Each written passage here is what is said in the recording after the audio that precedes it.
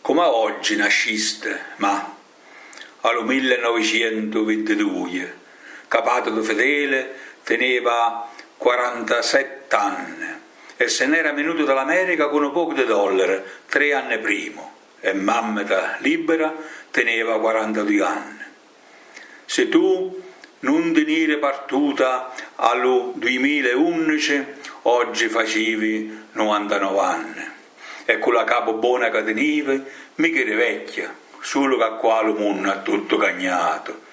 La terra stava in sale vaggiuta, l'orto chino di liandre, cagge, ruve e bitacchie, sono seccate le fico e le cirase, le bite si immersarono in terra e l'erba l'aveva accappodata e comigliata di pagliaccia.